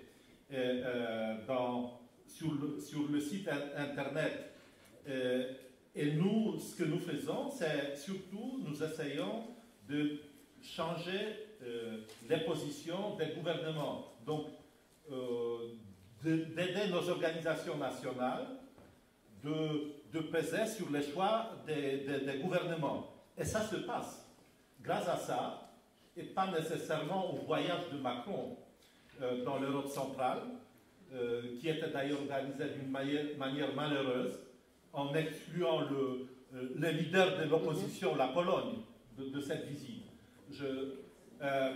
Donc, cette opinion a changé. Quelques gouvernements de l'Europe centrale changent de position. La Slovaquie, qui très longtemps était dans ce bloc, surtout pour les pays de Visegrad, avec la Hongrie, la Tchéquie aussi, la Bulgarie. Donc ça change. Et même le gouvernement polonais, je dois vous dire, change d'avis. On ne va pas accepter toutes les propositions qui venaient de Macron, d'ailleurs, pas toutes qui étaient nécessaires à ce moment-là, d'après notre opinion syndicale. Donc, même le gouvernement polonais a accepté quelques modifications. Donc, on aura l'amélioration, et c'est aussi grâce au fait que, comme pour le débat sur la directive sur les services Bolkestein, où dans ce débat, les syndicalistes sont unis. Il n'y a pas de divergence entre l'Ouest et l'Est, à la différence des États. Donc nous essayons de peser, mais c'est là encore où les employeurs ont peu plus de poids dans certains gouvernements. Mais ça va évoluer, sur ça je suis convaincu. Par contre, la question du Brexit n'avait rien à voir avec le détachement. Le détachement ne leur pose pas de problème du tout, à cause de leur niveau de salaire.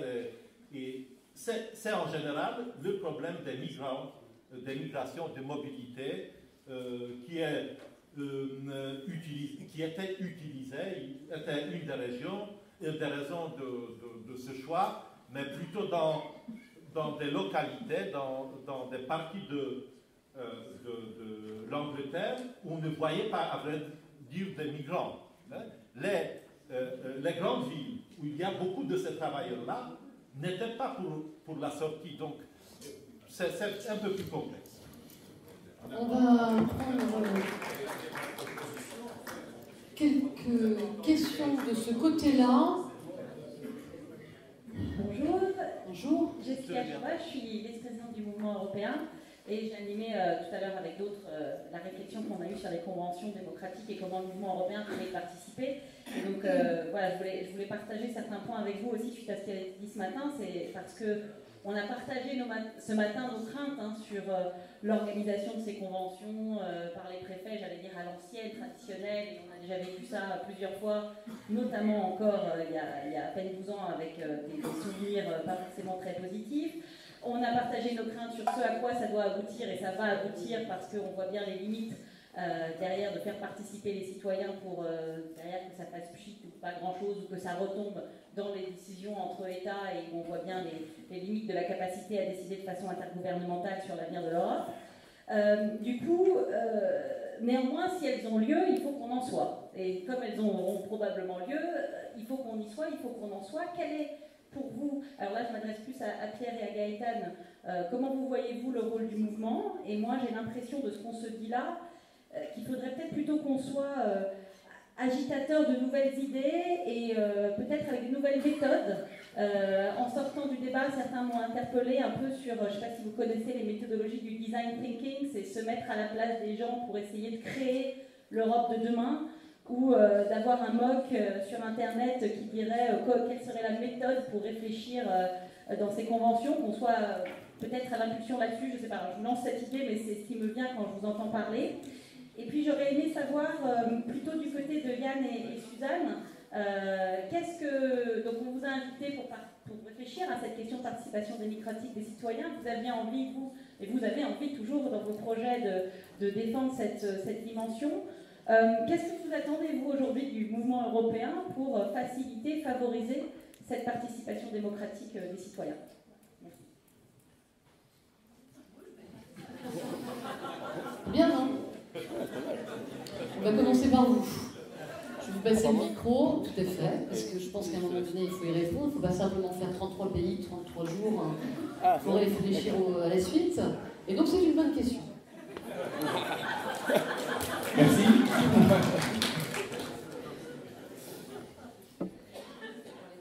Mais je pense que ce que vous avez déjà soulevé, c'est-à-dire agiter, de créer le débat avec des actions qui peuvent être des actions coup de poing, mais en tout cas réveiller quelque part ce sentiment d'être européen, ou du moins au moins informé. On avait parlé des médias juste à l'instant, et puis c'est très vrai, les médias s'arrêtent, ou en tout cas de ce qui est présenté et de ce qui est.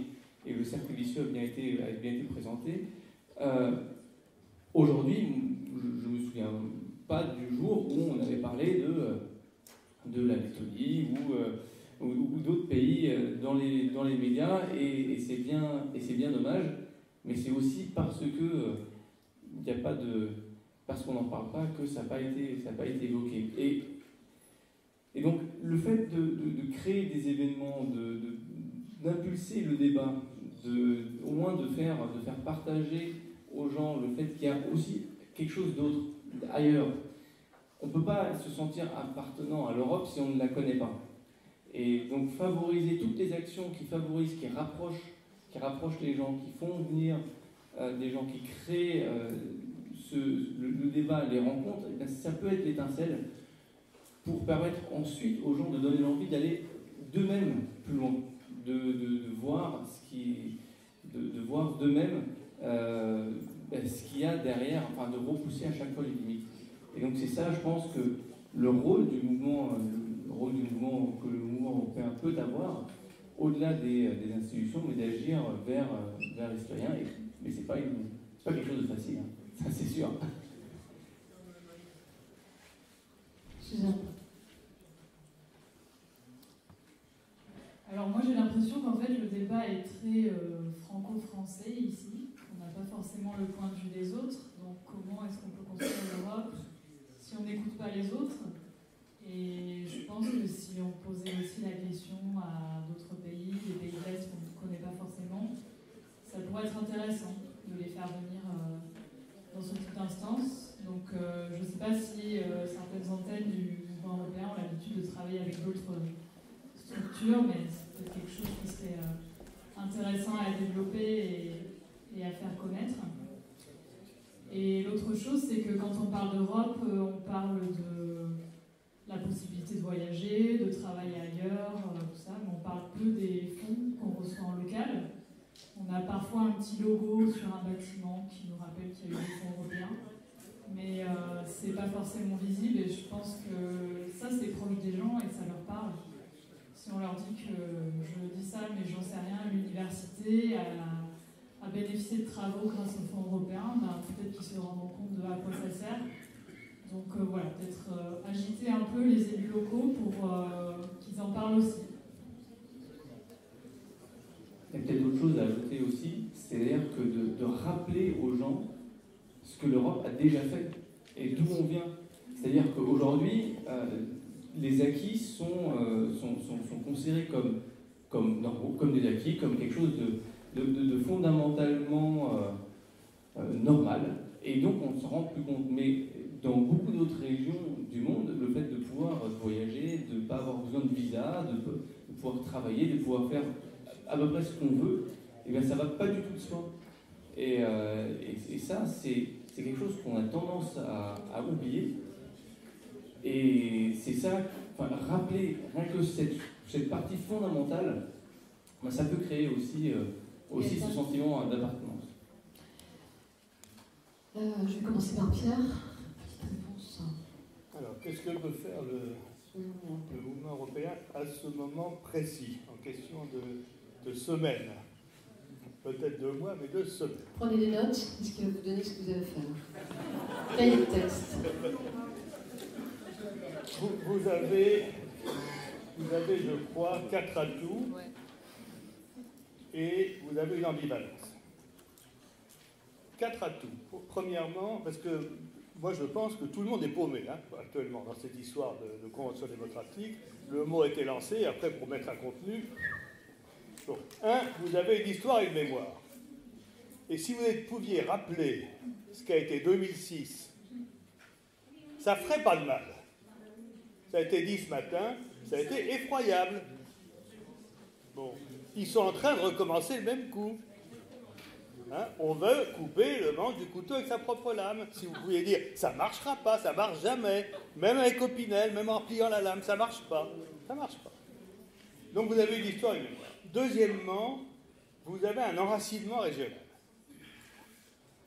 Allez voir vos régions, allez voir vos villes en disant, la balle est dans votre camp. Juncker le dit, Van den Brande le dit, c'est évident que c'est à partir des territoires. Lisez le rapport Van den Brande, il est excellent. C'est à partir des territoires et c'est à partir de la démocratie délibérative qu'on va pouvoir faire bouger les choses. Allez voir vos régions. Dites-leur, voilà, il faut s'engager. Troisièmement, vous faites partie du mouvement européen international. Le mouvement européen international, il a mis ses billes sur la préparation des 70 ans de la haie. C'est super, mais c'est comme à Rome en mars, si vous voulez. Le défilé des pro-européens, ça ne sert à rien, ils sont devenus minoritaires. Mais vous étiez à Rome? Bah, me faites pas. J'y étais aussi, me faites pas rire. Voilà, me faites pas rire. C'est pas grave, hein, c'est comme dans une famille, on n'a pas tous la même façon de voir les choses, on se calme. On n'a pas tous la même histoire et pourtant on est frères et sœurs. Je crois qu'il y a une parole à prendre on s'écoute. Du mouvement européen international sur comment on institue l'Europe, comment on construit le débat européen. Et puis vous faites partie du réseau, là, du manifeste des euro-citoyens. J'ai participé à la rédaction du manifeste un peu, mais je vois l'hésitation de toutes ces organisations. Est-ce que vraiment on veut construire des débats citoyens, ou est-ce que nous qui avons investi depuis des années là-dedans, on veut que notre parole soit entendue? C'est pas la même chose. Et là, je trouve qu'il y a un choix à faire. Mais Pierre, attendez, moi je vais vous couper 2 minutes, parce que là, vous êtes tous en train de demander, de partir dans l'autre sens, en disant, voilà, ils veulent, mais vous voulez quoi? Vous voulez quoi en fait? Pour ces conventions démocratiques, vous voulez quoi? Je vais expliquer très en détail sur un processus instituant en 2 étapes. On s'appuie sur les réseaux de régions. On a l'atout énorme des jumelages. C'est-à-dire que, de fil en aiguille, une région qui s'engage peut aider les régions qui s'engagent. Oui, les autorités régionales, oui. Elles sont un bon lieu d'organisation, bien sûr, de ce type de panel. Beaucoup savent le faire. Écoutez, s'il vous plaît, jusqu'au bout. Et on peut organiser effectivement un processus à 2 étapes, une étape régionale et une étape de représentance des panels de citoyens au niveau européen pour débattre de propositions communes. Une parole aussi à prendre. Attendez 2 minutes, après je redonnerai la parole vers la salle. Sur la question du budget, un processus comme ça coûte en gros 50 millions. Bon. Moi j'ai essayé d'expliquer au niveau de la Commission européenne, c'est un investissement humain prioritaire. On lance des plans d'investissement qui se comptent en centaines de milliards. Quand il s'agit de faire un investissement humain prioritaire, on dit qu'il n'y a pas d'argent. Moi, je trouve ça étonnant. Je trouve ça absurde. Il n'y a pas de plus urgente chose actuellement que de construire un débat entre citoyens européens sur ce qu'on a envie de faire de notre avenir. Il n'y a rien de plus urgent. On peut faire toutes les autoroutes de l'information qu'on voudra, investir dans l'innovation. Ça n'aboutira à rien si on ne résout pas ce problème fondamental. Qu'est-ce qu'on veut faire et être ensemble? Et donc, sur tous ces points, je pense que le mouvement européen français a des choses fortes à dire et à défendre. C'est mon idée. Très bien, Gaëtan. Et après, je vais revenir vers vous, si vous le souhaitez. Oui, si vous avez cette information que ce sont les préfets qui vont organiser les conventions démocratiques, vous êtes me renseigner que la plupart des gens, parce qu'en réalité, je pense que c'est pas du tout tranché. Et ce que j'ai compris, moi, c'est que ça fonctionnerait sans doute porté par certains acteurs officiels, on va dire, mais pas seulement étatiques, et que ça fonctionnerait de toute façon aussi parallèlement avec un système de labellisation assez ouvert sur base d'un cahier des charges qu'il faudra respecter. Est-ce que ça veut dire que le mouvement européen doit se lancer dans l'organisation sur base de ce cahier des charges? Je ne suis pas sûre que ce soit là où sa valeur ajoutée est la plus grande, parce qu'il faut quand même donner l'impression que l'organisateur est neutre.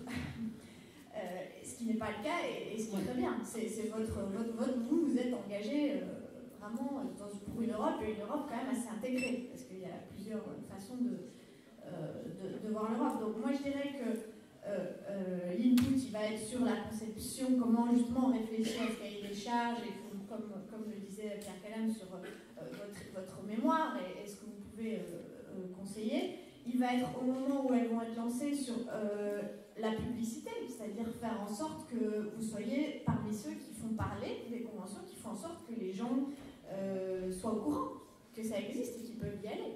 Ça, je pense que vous pouvez le faire. Après,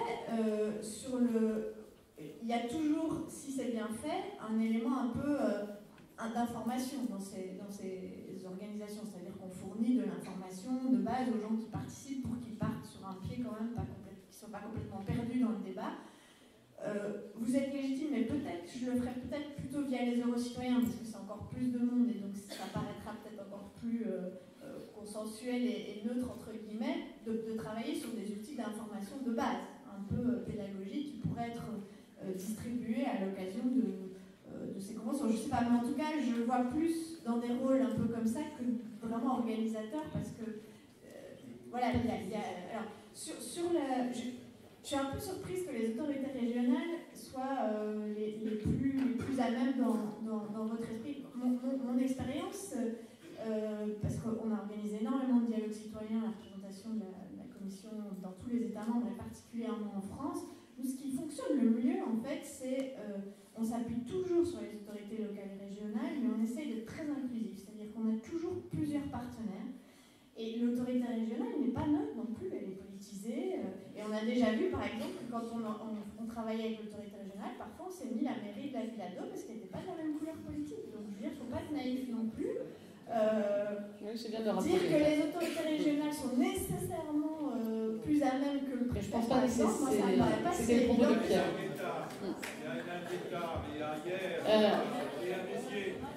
Attendez, 2 minutes, chacun son tour.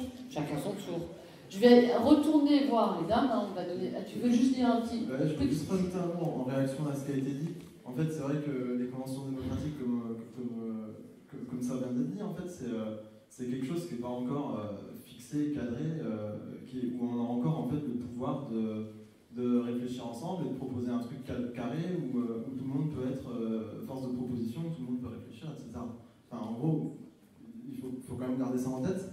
Et moi, je rebondis en fait sur l'idée des euro-citoyens, où en fait, on parlait beaucoup d'entre-soi, il faut sortir de l'entre-soi si on veut que tout le monde puisse participer, etc. En fait, ce qui est intéressant avec la plateforme des euro-citoyens, c'est que ça réunit des associations nationales membres du mouvement européen en France, donc des associations qui sont en gros tournées Europe, qui traitent des thématiques sur l'Europe, mais ça réunit aussi des réseaux et des structures qui en fait, dont le projet associatif n'est pas forcément lié à l'Europe, qui est lié en fait à d'autres thématiques d'éducation populaire, etc., et qui va toucher un public beaucoup plus large. Et il peut les interpeller sur des sujets qui concernent l'Europe. Parce qu'en fait, il y a des sujets qui sont transversaux, en fait, et qui concernent du coup l'ensemble de l'Europe. Oui, je pense que tu as raison. Et voilà, moi, ce que je veux dire, c'est qu'il y a un vrai enjeu, en fait, maintenant, tout de suite, à ce que la plateforme des euro-citoyens ne soit pas forcément organisateur, je sais pas quoi, mais que ce soit en fait facilitateur pour qu'au niveau national, il y ait des réseaux qui puissent ensemble réfléchir sur comment, tous ensemble, on peut construire une méthodologie pour qu'on agite tout ça. Et qu'ensuite, au niveau local, au niveau régional, eh ben, il y ait des structures locales, régionales, qui puissent se mettre en lien. Enfin, moi, je fais partie d'un réseau de 36 associations. Eh ben, on est super volontaire pour collaborer avec d'autres associations au niveau local pour créer des débats et rameuter le plus de monde possible. Et je pense qu'en fait, la plateforme des euro-citoyens, ça doit être facilitateur, en fait. Pas forcément organisateur, pas forcément tout ça, mais ça doit faciliter le lien entre tous ces acteurs qui vont faire que ça peut s'ouvrir, en fait. Sinon, je pense qu'on va rester dans l'entre-soi et c'est une flèche. Merci. Je voudrais que quelqu'un ramène le micro parce que, voilà, hop, à ces dames avec l'écharpe jaune, voilà, en bas. Voilà. Une petite question, j'aimerais que vous soyez maintenant très synthétique, il nous reste 5 minutes, d'accord? Donc une question de ce côté et au centre, comme ça, voilà. Panel. Voilà, bon, effectivement, comment j'ai défilé donc, le 25 mars à Rome. On va pas faire une bataille de chiffres, mais bon, Jean Quatremer, qui était aussi présent, a fait un excellent article sur la participation des mouvements européens, pro-fédéralistes, pro-européens, et la participation des mouvements souverainistes. Et à notre grande attente, les pro-européens étaient plus nombreux que les souverainistes, et ça a été une grande surprise, parce qu'effectivement, Rome était couvert d'affiches souverainistes, et ça a été une grande surprise. Enfin voilà, maintenant... Cela n'est pas le problème, évidemment, la guerre de chiffres n'est pas là. Mais c'était un formidable moment, en tout cas, pour justement le peuple européen, ou les peuples européens. Pour moi, M. Kalam, je ne partage pas cette idée qu'il n'y aurait pas de peuple européen. J'ai l'impression de faire partie des peuples européens. Et puis, nous avons vécu cette année, peut-être une petite note d'optimisme, un formidable réveil du citoyen européen, grâce au Brexit, grâce à Trump, grâce à Poutine, mais bien sûr aussi grâce à Macron. Nous avons vu cette année un réveil du citoyen européen, et nous pouvons dire que d'une certaine manière, l'Europe qui n'était faite qu'à Bruxelles est un tout petit peu descendue dans les arènes citoyennes, puisque nous avons vu dans toutes les réunions en marche s'agiter le drapeau européen. Comment ont répondu les citoyens allemands à ce qu'ils voyaient défiler sous leurs yeux, c'est-à-dire ce drapeau européen qu'on agitait dans les foules à Paris? Pulse of Europe, donc ce mouvement citoyen allemand qui a démarré donc à Francfort, sur toutes les places allemandes le dimanche à 14h, se réunissait jusqu'à voir 10 000 Allemands réunis à Francfort en avril. Moi j'étais à Munich, 6 000 Allemands à Munich réunis en avril. Donc ça veut dire quand même que ce réveil citoyen européen du côté français s'est aussi réveillé du côté allemand. Évidemment, peur du nationalisme, progression de l'AfD, etc. Donc il y a quand même, s'il n'y a pas de peuple européen, en tout cas il y a des sentiments, des conversations entre les peuples européenne. Voilà, merci beaucoup, c'est très gentil. Voilà, pour conclure, je voudrais dire que... Très très vite, s'il vous plaît. Bien sûr que ces mouvements européens parlent entre eux, Pulse of Europe parle avec En Marche parle avec le mouvement européen parle avec les fédéralistes européens, les fédéralistes européens parlent avec Sur l'Europe.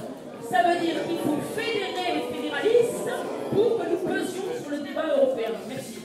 Alors, écoutez-moi bien, je ne vais malheureusement pas pouvoir prendre une autre question. Ne me huez pas, je ne suis pour rien. Mais il est 4 heures, vous êtes attendus pour faire autre chose. Moi, je voulais simplement terminer par une petite citation, parce que j'aime bien la voir, parce que je pense qu'elle reflète bien ce qui est en train de se passer aujourd'hui. Et puis parce qu'on m'a interrogé sur les médias, et moi je vais vous dire ça. Bien informés, les hommes sont des citoyens. Mal informés, ils deviennent des sujets. C'est Alfred Sauvy. Je vous demande d'y réfléchir très très vite.